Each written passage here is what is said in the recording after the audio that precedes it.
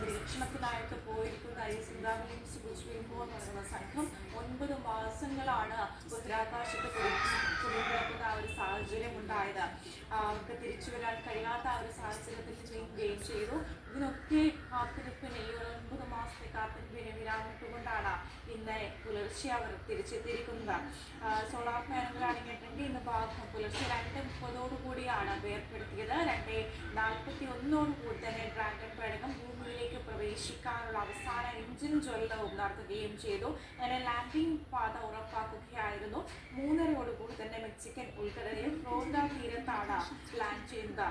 SpaceXന്റെ MV മേഘർ എന്ന കപ്പൽ പേടകത്തെ കടലിൽ നിന്ന് വീണ്ടെടുത്തു. നമുക്കറിയാം, ആ കപ്പലിനെ വീണ്ടെടുക്കുന്ന ആ ഒരു രംഗത്ത് ഡോൾഫിനുകൾ അവരെ സ്വാഗതം ചെയ്യുന്ന രീതിയിലൊക്കെ നമ്മൾ കണ്ടതാണ്. ആ ദൃശ്യങ്ങളൊക്കെ വളരെ കൗതുകം നിറഞ്ഞ രീതിയിലായിരുന്നു. അതുപോലെ തന്നെ സുന്ദർലിൻസിന്റെ ജന്മനാടായ ജുലാൻഡും പടക്കം പൊട്ടിച്ചും ഒക്കെയുള്ള ആഘോഷം ഇത് എല്ലാവരും കാത്തിരിക്കുന്ന ഒരു നിമിഷം തന്നെയായിരുന്നു. അങ്ങനെ എല്ലാ രാജ്യങ്ങളും കാത്തിരുന്ന അങ്ങനെ ഇന്നലെ രാത്രി മുഴുവനുള്ള ആ ഒരു നിമിഷത്തിൽ എന്താണ് സംഭവിക്കുന്നത് എന്നുള്ള ആ രീതിയിലുള്ള കാത്തിരിപ്പിനാണ് ഇപ്പോൾ വിരാമമായിരിക്കുന്നത്. എല്ലാവരും തന്നെ സുരക്ഷിതമായിട്ട് ഭൂമിയിലേക്ക് എത്തിയിരിക്കുകയായിരുന്നു. പേടകത്തിലുണ്ടായിരുന്നത് 4 പേരെയും സുരക്ഷിതമായി ഭൂമിയിലേക്ക് തിരിച്ചെത്തുക എന്നുള്ളത് തന്നെയായിരുന്നു ലക്ഷ്യം. കാരണം 9 മാസമായി ഇവർ അവിടെ കൂടെ കിടക്കാൻ വേണ്ടി തുടങ്ങിയിട്ട്.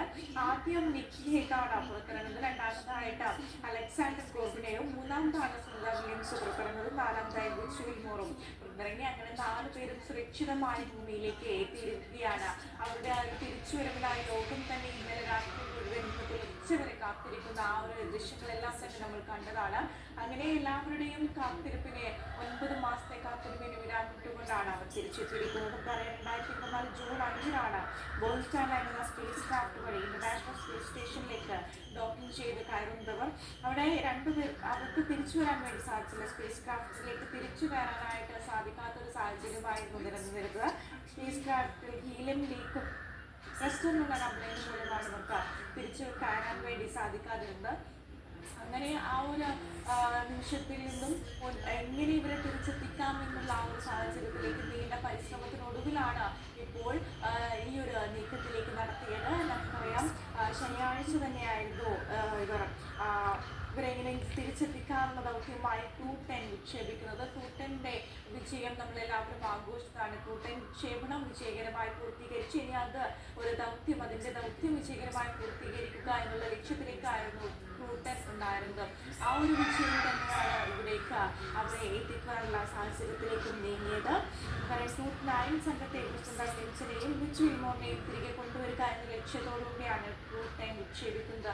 ആ വിക്ഷേപണ ദൗത്യം വിജയകരമായിരുന്നു. അതിനുശേഷമാണ് ഇന്നലെ ഇന്ത്യൻ സമയം രാവിലെ 10:30 ഫ്രീഡം ഡ്രാഗൺ പേടകത്തിൽ നിന്നും അന്താരാഷ്ട്ര ബഹിരാകാശ നിലയത്തിൽ നിന്ന് അൺഡോക്ക് ചെയ്ത് അവരെ തിരിച്ച് ഭൂമിയിലേക്ക് ഇറക്കാനുള്ള തുടർന്ന് ആ ഒരു അൺഡോക്കിംഗ് സെക്ഷൻ വിജയകരമായി പൂർത്തീകരിക്കുന്നതോടുകൂടി തന്നെ ഇതിന്റെ പൂർണ്ണ വിജയം അവർ പ്രഖ്യാപിച്ചിരുന്നു. അങ്ങനെ 3:30 തിരിച്ചെത്തുകയും ഭൂമിയിലേക്ക് തിരിച്ചെത്തി. ഇപ്പോൾ ആരോഗ്യ പ്രശ്നങ്ങൾ ഉറപ്പിക്കാൻ വേണ്ടി ചികിത്സയിൽ തുടരുകയാണ്. 2024 ജൂൺ 5 ബോൺസ്റ്റാർ പരീക്ഷണ പേടകത്തിൽ സുന്ദർലിൻസും ബുച്ച് വിൽമോറും ISS കുറിച്ച് വെറും 8 ദിവസത്തെ മാത്രം ഒരു ദൗത്യ കാലയളവിന് വേണ്ടിയിട്ടാണ് അവർ ബഹിരാകാശത്തേക്ക് നീങ്ങുന്നത്. എന്നാൽ ഈ 9 മാസം